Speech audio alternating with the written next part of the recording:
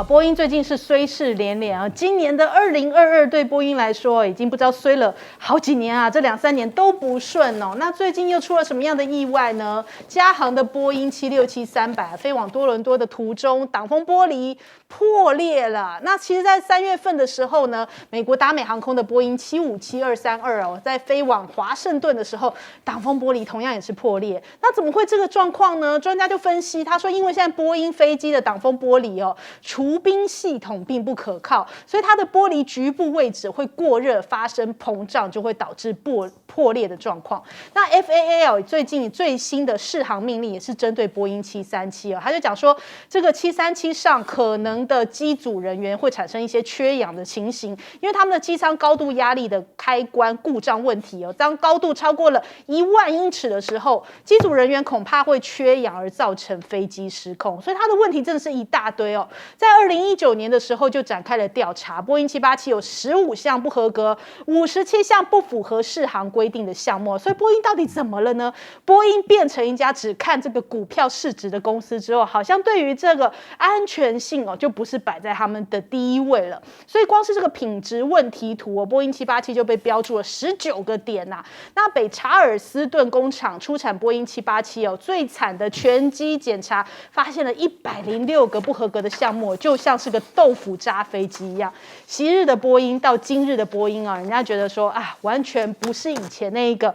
工程师品质挂帅的那一个品牌了，已经变成了一个以这个股票市值赚不赚钱为主的品牌，所以安全早就抛在一边了吗？那现在它的营收也直接反映出来 ，Q3 就亏损了33亿美元哦。他们的 CEO 就讲说啊，与川普谈判的空军1号采购案恐怕也有困难哦，再加上它现在离中国大陆市场也是越来越远哦。未来全球需要4万多架的新飞机，中国大陆其实就占了1/5哦。接下来的20年，中国大陆大概每个月平均要买40架的新飞机，可是会跟波音买吗？不一定哎。现在这个彭博的分析师讲，因为这个美中紧张的局势哦，持续在冲击，所以波音在中国大陆的市场订单哦，恐怕会被排除哦。这个状况恐怕还会继续延长，就像之前他们这个737 MAX 哦，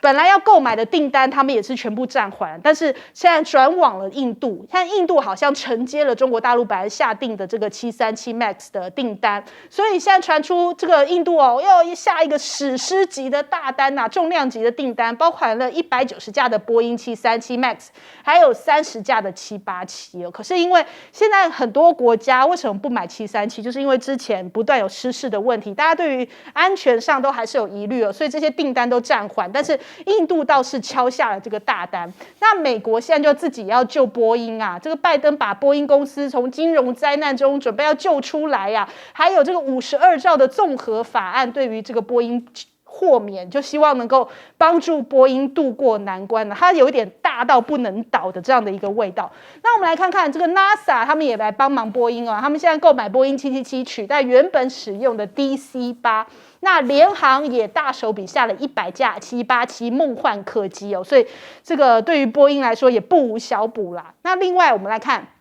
中国大陆现在对于自己的这个 C919哦，他们的国产客机起飞了，今天开始也进行100个小时的验证飞行。我们直接来看看画面哦，其实在这个国际航展的时候，它的飞行表演的这个首秀哦，也是非常的亮眼哦，所以很多这个公司哦都有加码订单。那所以我们看起来这个 C919啊，对于这个中国大陆来说的话，也算是一个历史性的一刻。那很多专家讲说，这短期之内啊，虽然没有办法撼动波音跟空巴哦，但是它现在目前海外出口是锁定非洲。那2架国产的这个新舟600已经在7月的时候移交马拉威了，也是在为这个 C919在试水温。可是人家都担心说，这个引擎哦会不会被美国给卡住哦？现在因为 C919最被诟病的就是说，国外专家觉得可能它自制率只有60%，但是其实这个波音787也才自制率才35%哦，而且现在他们也找出了很多配套，就是这种替代方案。像是呢一些外资的航空巨头现在都在加码中国大陆的市场，所以呢他们的这个引擎哦，这个应该是有找出一些解决方案，像是4大商用的航空引擎公司哦，现在也都跟中国大陆来进行合作。劳斯莱斯和国航也宣布说，在北京要成立全全新的民用航空发动机维修的合资公司哦。那还有这边我们看这个 CFM 跟奇异也保证说，中国的商飞引擎也不会受到影响。惠普在北京这里哦，同样也有成立说一个航空公司来提供引擎的技术哦。所以你越是掐着我啊，我就自己找方法，或是找另外的合作方式，总会找到一条出路啊，不会被掐着脖子。这个引擎的问题也可以得以解决。这首先我们来请教一下亮哥，怎么看现在这个波音啊？波音不会倒啦，大到不能倒。不，因为美国的民航制造公司就只有这么一家大型的嘛，所以美国政府无论如何也会帮他啦。这个不管民主、共和两党都一样，一定会护住他啦。事实上，美国那个指标性的企业在金融海啸你就看到了嘛，那个人寿公司也被保下来了，花旗银行也被保下来了，对不对？那有一些就可以让它倒啊，对不对？雷曼兄弟就让它倒啊。可是有一些是指标性的，美国唯一的啦，这个不可能的啊。不过我觉得 C919它还有很长的路要走啦，因为它目前你还要看它的航程嘛，比如说它目前的航程大概都是6000公里以内啊，所以事实上长程呢还没开始啊，它未来也会做啦。可是就是说，它光是国内市场、东南亚、非洲就已经做不完了。所以而且欧洲跟美国的适航证也还没给，对，所以那个还有很长的路要走了。一般像它这样刚制造出来的民航机，在国内要是用到熟练的阶段，至少要2年。然后逐渐的就，比如说泰国已经买了嘛，对，那非洲也有一些个别国家会买啊，不过基本上都是区域的航空啊，那。我觉得中国光是区域内“一带一路”，它这个航程就已经足以支撑个几千架没问题了，几千架就够它做好几年了，对不对？所以你说其他地区了，什么美国的市场啦、欧洲的市场，我觉得那个都还早啦，而且那个有竞争者，那有一些国家也会保护自己的航班啦，所以我觉得。他应该不用担心什么被制裁，什么发动机啊，那个不可能啊！我跟你讲，民航机的发动机是一个 open 的市场，会做的公司很多啊。那你那个美国不要做，那英国劳斯莱斯也要做啊。因为军机的市场量没有那么大嘛，所以没有那么好赚钱啊。而且这个是不是不同等级的啦？军用飞机的引擎才是更麻烦的问题啊！那当然，中国现在有克服了部分的问题了。我认为民航机的引擎它早晚会做出来，所以我认为劳斯莱斯啦、CFM 啦或者奇异啦，没有理由去抵制它了，没有理由了。难得抓到那么大块的肥肉，怎么可能不要呢？我觉得不太可能。好，请教赖老师。刚刚真的有提到适航证的问题啊，适航证是目前大陆一直要解决的一个问题啊。但是适航证不影响 C919飞国际航线，不影响。只是说因为 C919它目前来讲不是要做这个洲际航程的这种的航线，所以它属于区域的。例如说你大陆飞到这个日本，飞到首尔啊都没有问题，因为 C919都可以飞得到，而且也可以飞。那为什么呢？因为适航证就是这个国家假设大陆给 C919适航证。所以大陆的航空公司就可以买这款飞机，它就可以飞到这个日本东京，飞到首尔去没有问题。它不会说因为日本没有给或者韩国没给，然后他们就不能飞，没有这个回事。它最主要是说，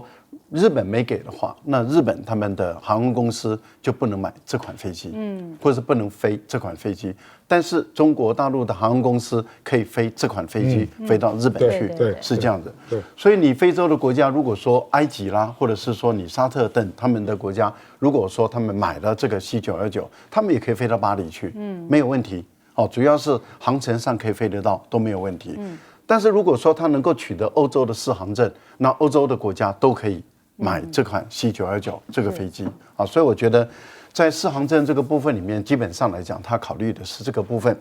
那为什么这个 C919它那么重要啊？因为当然有人说，它自主的问题，它是自主设计，自主设计才是重点。自主设计之后它可以把它的很多的可以外包。哦，那么也可以从国外购买。例如说刚刚谈到的引擎这个部分里面，那事实上它可以从法国购买，也可以从美国，也可以从英国购买，甚至加拿大也有在做，还有他自己也可以做。那当然他们会考虑到的就是它的营运的成本，也因为引擎有寿命，也就是我这颗引擎我只能飞几千个小时，几千个小时飞到以后，这个引擎就要退役了。然后再来就是引擎，他们会考虑到它的推力，还有它的省油的问题，所以我们会看到价钱啊、寿命啊、省油，它会从它的成本来考量，那不是一个问题。那也就是说，大陆也会自己最后用自己的引擎，这个一定是会朝这个方向走啊。然后如果说要走洲际的，就是 C929，那也就是那是跟俄罗斯合作的，那这个是更大的一个跨洲际的，所以我觉得这个对中国大陆来讲。C919开始进入，它已经不是试飞哦，它是商业飞行了哦，它已经完成试飞了，也有适航证了。那它现在在做的是商业的熟练飞行，超过100个小时之后，他们就正式的开始营运了。那目前来讲，这些机组人员20几个机组人员跟工程师都在这个100个小时的飞行中开始在做熟练飞行。所以我觉得一旦完成了以后，那这架飞机就开始进入航线在飞行了。那中国有第1架，会有第2架，所以我相信很多大陆的旅客，很多人都希望能够成为首班飞机的这个乘客。那当然看谁运气好，谁搭到这个首班哈，他的感受一定是全新的，而且对他来讲，应该也会有一些纪念品。那个纪念品以后在网络上拍卖，可能价格也不菲哈。波音目前的情况是真的很不理想。我觉得这个最主要是因为它跟道格拉斯、麦克道格拉斯合并了以后，以刚刚你讲的，以这个股价导向，我觉得影响很大。波音看起来如果没有从本体上的改变的话，波音未来它的竞争对手已经不只是空巴了，未来也会是中国的 C919或是 C919、929。我觉得这个对于美国人来说不是一件好消息。好，请教介老师。这个 C919它大概航程是5500公里左右啊，它是属于中短程的。那么它的载客量大概在165到170个人左右，它是属于城际的，它不是跨洲际的。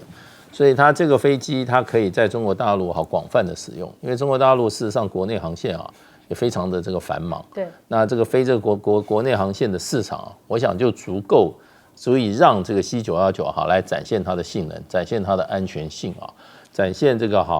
顾客对这样子的飞机的一个反应。那所以我想它一开始当然在中国大陆来试飞了，慢慢它得到了好的风评以后，它可能要往国际市场再慢慢去走。那么这个飞机基本上它是一个等于说各国的很多好的装备一起的一个组合，它不是100%中国完全100%的中国自制的。虽然中国大陆也有这个能力，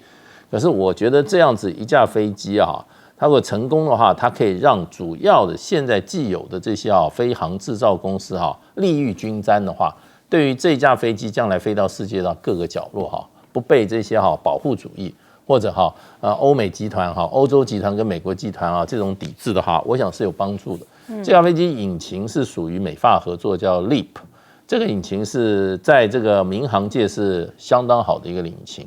我想这个飞机的心脏就是引擎，它用了一个非常好的心脏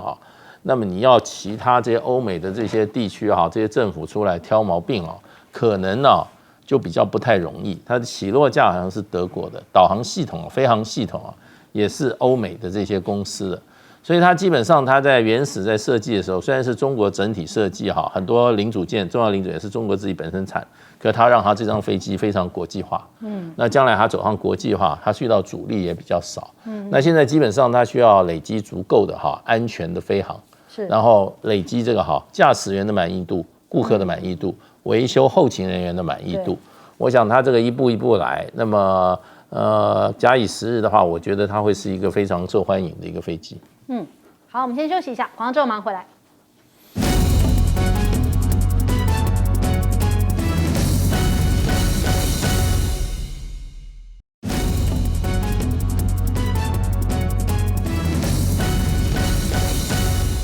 欢迎回来，新闻大白话。我们来看一下，现在美国面临到这个史诗级的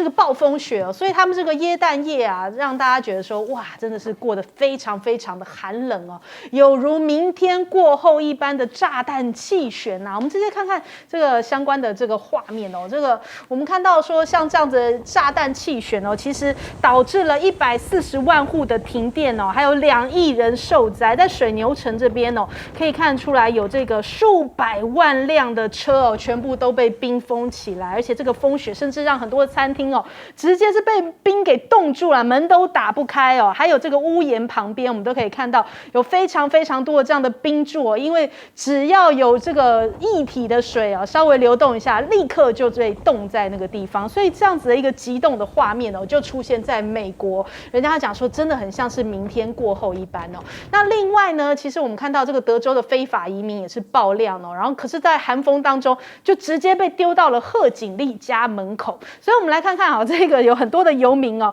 因为这个联邦的法官他禁止旧金山清理这个无家可归的这些营地哦，但是因为人数太多，根本就没有办法提供足够的庇护所，所以这些非法移民啊，就后来就被丢到贺锦丽家门口。这其实都已经反映出来，现在美国经济的状况，再加上这个风雪，真的是雪上加霜啊。那何不食肉糜的状况，不只是在美国，在英国这边同样也是哦。苏纳克他去看这个游民收容所，结果问了一个非常不得体的这个问题啊，就说：“哎，你想去金融业上班吗？你有上过班吗？”我们来听一下。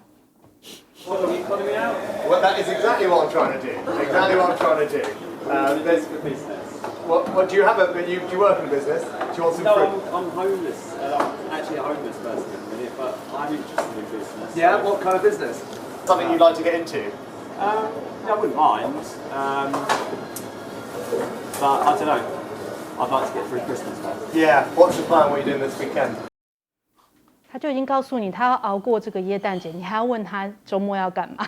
就已经那么冷了，都已经那日子那么难熬了，所以真的是不知民间疾苦哦。所以现在我们看到很多国家的领袖都是这个样子，有一点那种草包脓包的感觉哦。那再来我们看看美国现在是不是不懂中国呢？布林肯跟王毅通话，现在透露出美中的一些新方向。布林肯即将在明年初要来访问中国大陆，那成为这个拜习第2度会面的一个铺路的角色吗？可是哦，从奥巴马开始到拜登哦，美国一直缺乏中国通，只能盲目的对于中国大陆是采取一个竞争的态势哦，所以国务院里面完全没有人懂中国，这是一个非常大的危机啊。之前我们也有提到过说，这个之前有一本书就是恐惧嘛，那时候有讲到说密利哦曾经被迫瞒着川普2度打电话给李作成哦，就讲到说啊，我们差点就是要一触即发，还先跟李作成讲一下，他说其实我们就是不了解中国大陆，那这就是一个非常大的危机啊，因为如果不了解，就会产生非常多的误会，沟通的不良。那中国大陆现在也要展开大国外交嘛，王毅就谈到说，明年的外交哦是校准美中的一个关系，中美的关系，为了要落实中美元首达成的一些共识哦，要争取中美关系的校准，重回到正确的轨道，而且明年有6大任务，首重的就是元首外交啊。现在目前已知会来访问中国大陆的一些元首，包含了法国马克宏啊、澳洲的艾班尼斯，还有这个阿尔登、纽西兰阿尔登，还有日本的岸田文雄都在排队当中哦。所以这个大国外交是明年中国大陆的一大重点。而且总结2022年的元首外交，王毅就这样子来评啊，他就说这个一大主场就是北京冬奥，然后2大倡议就是全球发展倡议，还有全球的安全倡议。另外3大访问包含了上合、G20 跟 APEC， 还有阿拉伯的3环峰会哦。所以看起来这个成果蛮丰硕的。而且习近平访问了沙国之后，也深化了这个石油的购买跟合作关系哦。他们现在是表明说，像美国已经找到了这样新的地缘政治盟友，所以专家在讲说啊，中国大陆在海湾国家日益增长的这个经济影响力哦，已经是威胁到西方在这个地区的一个立足点。那中国大陆现在自己对于这个食物、粮食上面哦，也是非常着重的一个点。习近平已经讲出来了，强国必先强农啊，农强方能国强，而且要依靠自己的力量端牢饭碗。明年恐怕会有这样子的一个粮食的危机，所以世界各国都在准备当中。那中国大陆他们就是有这个1.7万展商哦来参展，这个黑科技啊、5G 的这个智慧农业哦，还有无人驾驶的农用车，全部把科技运用到这个农产上面，而且他们的冬粮的播种也完成了99%哦，就是2023年应该是可以有望丰收，不会缺乏粮食，这是非常重要的一个布局啊。就首先我们来请教一下赖老师，你看看美国的联邦法官做的一个裁决，现在是冬天了，很多事情等过了冬再说吧。怎么会在冬天的时候做这样的一个裁决？然后你看到贺锦丽对于这个移民者跟非法移民他的态度，对，然后再看看这一次，英国的新首相苏纳克啊，特别去找的记者要拍一个他好像在做这个社会公益的事情啊，在帮助游民，然后结果他的这种对话，其实都呈现出一种这些政治精英，他们本身真的是不知人间疾苦，对，跟整个社会的底层的人，他们的完全脱节。坦白说，这是一个非常危险又令人惊讶的事情。也就是所谓的民主政治，就是选举制度，这些政治精英应该是最贴近民意的。对，怎么会跟人民的距离是这么的远啊？这个真的是不可思议的事情。另外，我们也特别留意到啊，这个布林肯跟美国。其实布林肯跟王毅的对话，其实这个是涉及到这段时间美国的做法。您还记不记得美国的这个国务院的驻青才到访朗，跟中国大陆的副外交部长那么谢峰有一个对谈，好像就是说要开始推动这个习近平跟拜登在G20他们的两国大方向的一种做法，好像是有点在春暖花开的这样的一个做法。接着呢，布林肯就希望跟王毅有个电话的一个交谈，彼此之间就对谈了。那王毅当时就谈了您所说的，就是你不要说当面要拥抱我，后面又给我插刀子的这样的一种做法。结果你看23号，拜登就签署了国防授权法案。当然，国防授权法案是参众两院，但是还是民主党主导的嘛。民主党主导的参众两院通过的一个国防授权法案，故意的把对于台湾跟大陆的这些政策50页把它包裹在一起。那现在当然要看的是拜登会怎么执行的问题了。不过您会看到了，当拜登签署了在放假之前签署了这个法案之后啊，他马上获得了8000多亿美元的这个国防预算。可是大陆的每一个部门都出来讲话，而且都把态度表达。人大委员会的发言人，国务院的这个外交部的王毅然后这个解放军的发言人，还有国台办的发言人，都表达他们的意见以后，他们的舆论间就很少在谈论这个事了，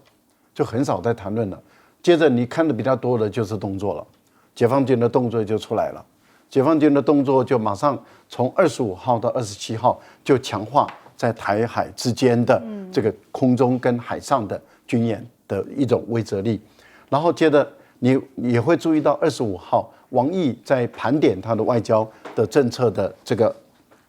2022年的这个8大的成就跟展望明年的时候，你看他对于这个事情不谈呢，可是他谈的是什么？他谈的是他跟俄国的好的关系，跟欧盟的这种良好的关系，还有跟东盟、跟非洲、跟拉丁美洲，其实唯独就是把美国孤立了。所以我觉得中国大陆的明年的这种元首的外交已经开始在吹风了。然后其实你会发现，他的整个元首外交里面就是孤立美国了。其实这个牌是在反打了，外交牌是在反打。我觉得美国真的是对于中国大陆不了解，而因为不了解，然后把中国大陆制造成为一个敌人。我个人认为，这个对美国的整个政治经济的利益是很不利的。好，接着请教谢老师。这个被丢包在贺锦丽副总统家门口的这些中南美洲的难民他不是被这个德州州长，德克萨斯州州长包了3台车，把这些非法在德州被抓起来的这些非法难民中南美非法移民就是把它装到这个从德州一路坐了 bus 长途跋涉到华盛顿，然后让他们在这个副总统家门口下车。那受到大家非常的愤怒，就是说这些人啊，在寒冬之下穿衣服非常少。那这种作为的话，事实上的话，在一个每天口口声声啊是人权立国、重视人家人权的，天天在批评其他国家人权的美国来讲哈，格外讽刺。对，格外讽刺。那可是这件事情已经不是今年不是第一起了，今年4月的时候，这个德州州长还有佛罗里达的州长就已经在干这件事了，也都是佛罗里达州还包飞机的，叫他们坐飞机跑到这个美国东北角的几个富裕的州哈，叫他们到最有钱的那些城镇里面哈，然后呢就把他带到那个地方。那这种做法呢很奇怪，像佛罗里达州长哈 DeSantis 啊，他这个做法很得到他当地的选民的支持，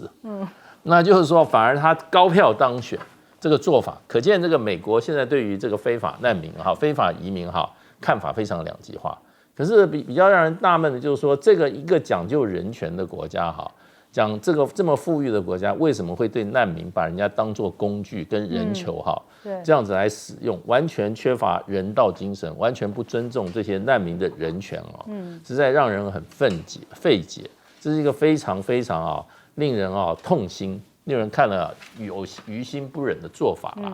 那所以我觉得美国应该就是说哈。怎么讲呢？应该去要求别人的时候啊，自己也应该做到，起码不要再出现这种事情。把人不当人对待，就是不尊重人权。这个事情就要发生在美国，而且是美国的政府做的事情。是，这摆明了就是美国政府在做的这种违反人权的、不尊重人性、违反人权人道的这种做法的话，我觉得国际社会应该起来谴责一下。所以现在英美看起来都没那么顾人民啊，只顾自己的这个政治选情吗？我们来问一下亮哥怎么看？其实我觉得很多事情都跟美国反复无常有关啦。那个11月14号，拜登不是见了习近平吗？那个时候释放的氛围就是中美要和缓嘛。对对。然后布林肯不是1月要去北京？是。那个时候大家预期就是他是要去有一点成果。要具体签收的嘛，那11月14号到现在12月26，请问发生了什么事？美国科技战升级，把长江存储航母机列为禁止来往对象，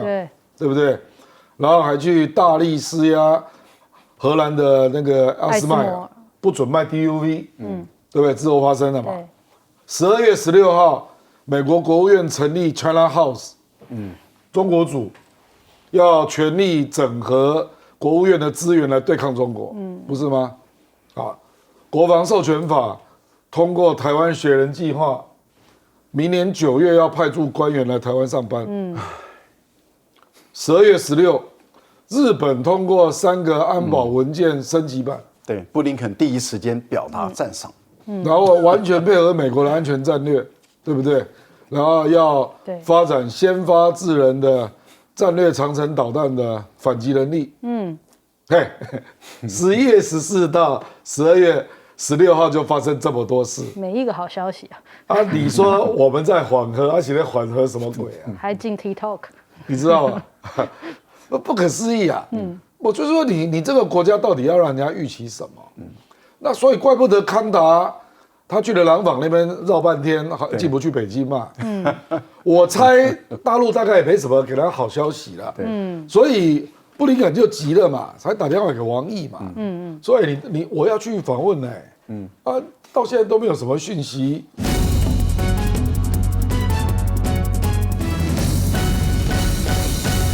蔡英文拍板定案啦，渴望在明天来宣布兵役要延长到1年，然后也终于要接受媒体的提问啦。事隔744天明天下午要亲自召开记者会，宣布役期延长的做法。然后据说呢，他是败选之后有产生了一段犹豫一直到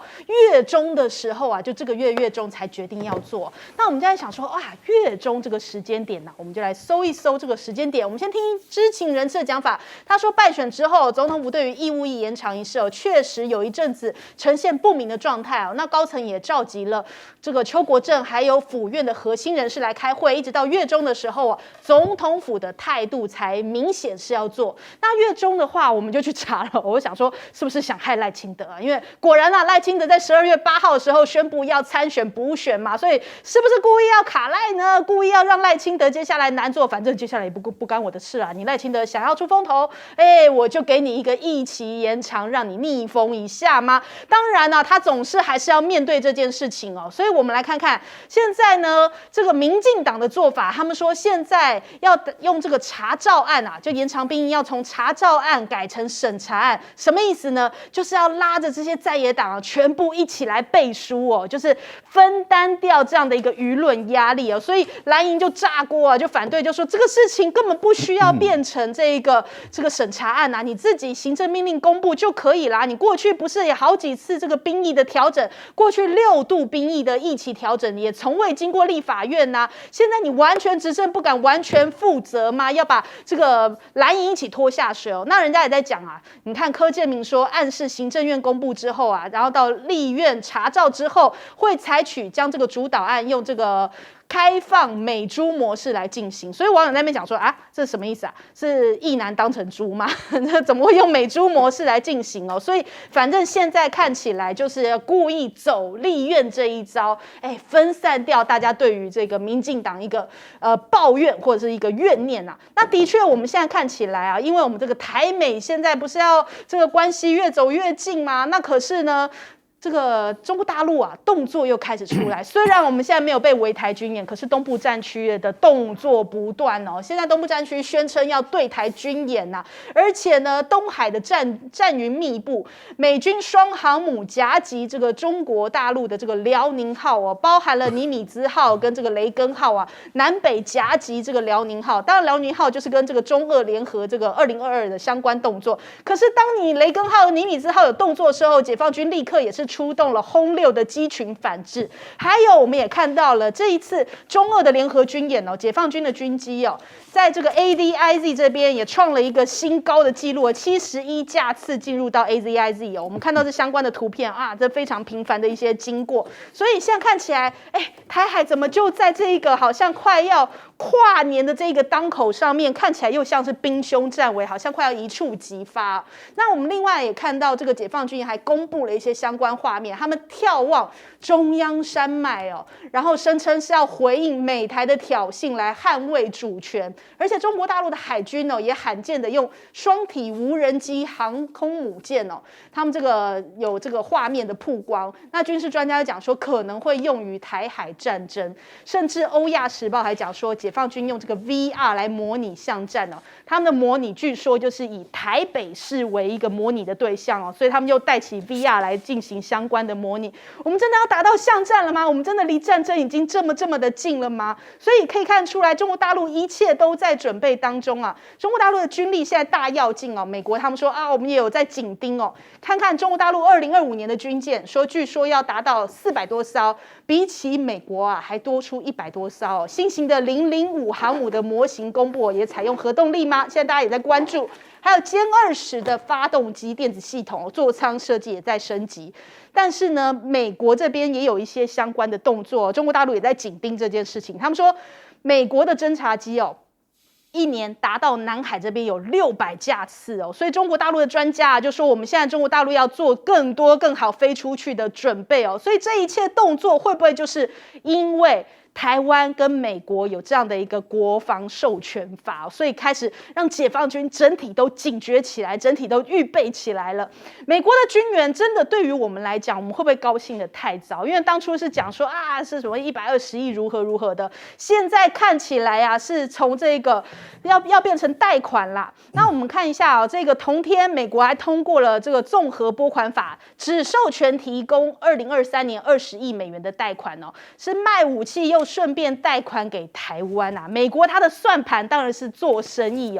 这个炮声一响，黄金万两才是美国到处在那边挑事的最终目的啊。那另外呢，我们看看对台的军援哦，现在无偿军援跳票了。前国防部的官员讲说，以色列其实对美国来说更重要啊，所以看起来我们台湾是不是有一点好像对美国来说只是这个利益上面是他们的着眼点。那我们另外看到王毅也提到了，他说中方采取坚决行动反制美国的强权霸凌哦，他也跟这个布林肯通了电话。他说：“你美国啊，不要总是在国际社会上面啊，好像对外在那边讲说，哎呀，我跟中国大陆合作，但是背地里又一边在捅刀子啊。所以难怪这一次中国大陆要这么大动作的给美国一点警告，也同样也是让这个现在目前台海的局势更加紧张的一个这个目前的状态哦。我们来问一下亮哥怎么看呢？”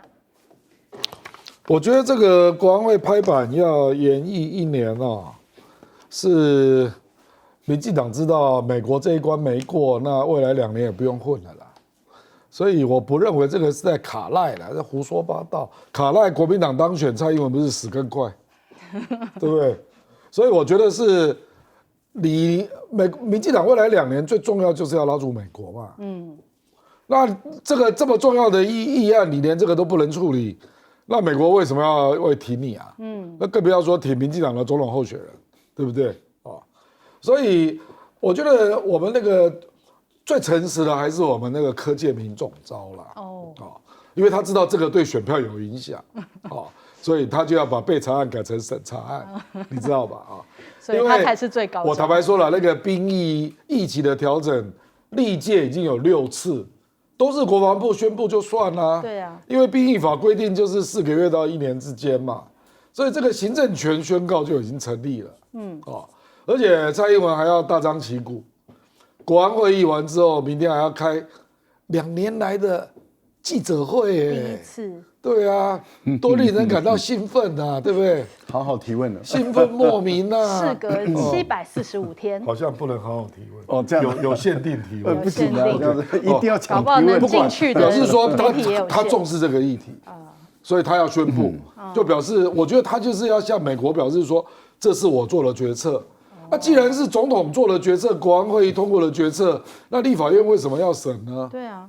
你不觉得柯建铭这样讲有逻辑上有点怪怪的？所以显然就是立委、区域立委不愿意被国民党拿去做文章嘛，说你看，就是你们这一些人爱当兵，所以他要逼国民党进来表决嘛。你国民党投赞成也不是，投不反对也不是。坦白讲，我刚刚问了一位国民党立委辜颖其名啊，他说他们要好好讨论一讨论。不，他真的会面临这个问题啊。你如果投 yes， 就是说你看你也是主张当兵啊，是，那你说我们什么？他如果要反对，那他就得罪美国嘛。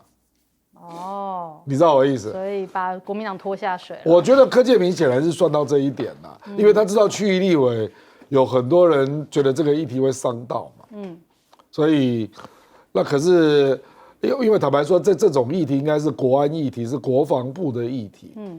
那我们历来国安议题跟国防部的议题，如果是送到立法院会改成审查案多半都是在野党反对。通常都是在野党要求改成审查案，比如说美猪，对，美猪就国民党就要求改成审查，甚至要求要公投嘛，对不对？我真的是，我当立委10年，我还真的没有看过执政党主张改成审查案。我们柯总召实在太睿智了，睿智，风险分担，所以他的政治 IQ 远超过我要恨不要只恨民进党。好，我们来请教一下介老师。这个其实这个案子其实就是说兵役延长1年。要考虑到它对于台湾这个整个防卫上是有没有帮助，对，那1年够不够？那这个是应该进入实体的讨论啊，因为这个中间的话，你花掉很多社会成本，很多年轻人他本来可以投入到这个工作岗位对，我们现在很多这些需要劳动力的那现在就要再多花6个月8个月的时间那是不是对我们的劳动力的供给会产生影响？然后两岸关系的话，现在要进入军备竞赛或者这种双方动员竞赛的话，是一定可以达到目的嘛？这是一种动员竞赛嘛，对。那为什么当时我们过去我们年轻的时候都是2年兵，对，义务役就2年，是。那为什么现在改成4个月？那现在又要改为1年了？改为4个月的时候，因为那时候两岸关系是非常非常的和缓，对。那么大家都看到一个比较正面光明的一个相互的未来，那就不需要去搞得剑拔弩张了。对啊，对啊。那我们现在就要问一个问题：为什么经过蔡英文的6年多以后，本来是一个和缓两岸关系搞得这么紧张？那是不是他的政策出问题了？那政策出问题，去把政策检讨这个政策啊，两岸政策还有这个外交政策是不是有问题？那是不是有？如果说有问题的话，检讨政策才能够釜底抽薪。你现在1年，你就会你的战力会提升吗？对不对？那事实上，美国也没有征兵啊，美国也是募兵啊，世界各国都是募兵制啊。原因是什么呢？因为现在啊，这武器的操作都需要长时期的训练跟专业，它的复杂度都比过去的武器啊超过很多。单兵攻击、排攻击哈，这些是2次世界大战时候那样子的一个作战方式。现在呢，你看它第一个就是卫星导航，对不对？然后无人机，然后呢飞弹防御，然后呢这些刺针飞弹也好，你的标枪飞弹也好，它不是你的服兵役服个1年4个月，你就可以熟悉这种武器操作的。对。那这些部分的话，现在为什么各国都采为募兵制？你可以去看当年为什么要改为募兵制的原因，就是你训练一个义务役的，你还没有训练完，他就已经退伍了。那你要重来再训练，训练以后真正发生战时的时候，他可能还没有完全训练完成，他的战绩、他的各方武器操作复杂武器都有问题。所以我觉得这个征兵制只有一个原因，就是打人海战术、打巷战。肉搏战你需要比较多的人，那需要单兵作战的技能。如果不是这种作战的话，事实上的话，你还是募兵，以专业的军人做长期待在部队里面做这种各种复杂武器操作的训练，然后呢对各种战技经过长时间演练以后它是比较符合现在现代化作战以及现代武器系统的一个比较好的一种也就是军队的组成方式。你看美国就是没有征兵啊，对，世界各国搞征兵的国家不多啊，都是募兵制啊。因为军人就是要怎么样职业化，职业化以后，他不是3、2年，他就1年。你现在这个征兵1年就走，1年就走，1年就走。那大部分的职业军人就在训练，不断进来了又走进来了，他战力真正能够提升吗？我觉得这是一个很大的一个盲点所以这个是可以辩论的。那还有为什么现在要1年？到底它的利弊分析，还有没有美国的一个后面的压力？我觉得蔡英文政府都要对外面要有一个要有一个明确的说明那这是一个专业的问题。那我觉得现在这个民进党党团要把它变成审查案，那么就是让国民党考验一下国民党立法院党团他们的政治判断。跟他们专业精神，在这个问题上，因为牵涉到广泛的年轻人的权益，也反映出将来我们两岸作战的形势，这些部分都不是一件简单的事我觉得蔡英文也没有对台湾社会说清楚，为什么要改1年？对，为什么改？1年以后你的战力会提升吗？1年以后你的战力就变成比现在4个月好吗？所以我觉得这都是应该要解决的问题。我觉得。国民党作为反对党的话，有义务要把这些问题希望这个执政党要把这些问题要解释清楚。好，请教赖老师。我很负责任的说因为我很有经验单兵作战你的战斗的技巧不够好，死得快，就这么简单。所以我们的1年兵的这些士兵，如果训练的不够好，不够扎实，他在战场中。很短的时间内，他的生命就会消失了。因为自我保护的能力绝对不够的。如果对方的武器装备训练都比我们这边好的话，那你只要送到战场，他的伤亡率就会非常的高。这一点，我觉得要牢记我们做家长的，还有我们现在的高中、大学的年轻的孩子们，你们要想清楚这个兵役制度对你这一生的影响会很大。另外一个部分里面，我们在上个礼拜，当蔡英文说要召开国安会的时候，我们就知道他要把兵役制度延长了，因为他要找更多人来背书，他自己本身不愿意担起这个最终的决策者的角色，他要把国防、国安等部门都拉进来，由他们一起来背书，然后现在又再送到立法院找国民党的还有民众党的来背书，那都不去问问我们年轻人跟他的家长，他们到底怎么想问题，都不去问，所以现在国民党自己本身也要做一个决定，你是要满足美国人的要求，还是要满足台湾人的要求？如果你要照顾到台湾的年轻人，照顾到台湾年轻人的父母他们的感受，你就不应该去出卖台湾人的利益，去满足美国人的利益。是民进党蔡英文当局，他们想要出卖台湾人的利益，满足美国人的利益，就让他们去做这些出卖台湾人利益的事。但是国民党没有必要为了讨好美国人，跟着民进党一起去背叛台湾人的利益。还有一个部分就是为什么兵役？我们当初要从10个月、1年改为这个募兵制，最主要就是因为在高技术，我们用简单话讲，就是高科技的战争。高科技的战争，1年兵绝对没有办法，也就是征兵没有办法去满足。这个时候怎么办？当然要走自愿役的募兵制，这个就是当初演算的一个结果。那现在解放军的战力就有越来越高科技了。它的高科技的含量是越来越高，所以征兵的1年的兵没有办法去适应。大陆是征募合一哦，相结合，他们的征兵是2年，但是在征兵的2年中，他们可以转变成为自愿役的长期服役的这样的一个军队，所以他们的专业性质是比较高的，尤其是海空军的专业性质是很高的。那台湾，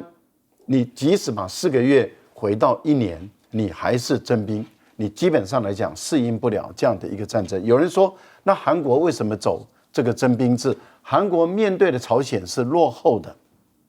朝鲜的军备是落后的，它没有高技术条件的，而韩国的士兵的武器装备是比朝鲜的军队还要现代化，还要先进。所以这是完全不同的。我在台湾听到很多的那些弹头将军，都用韩国为例子，蠢啊！我再讲一句，蠢啊！朝鲜的武器装备是很落后的，大陆的武器，解放军的战备的军力是先进的，是现代化的，真的是不要够蠢啊！最后讲一个，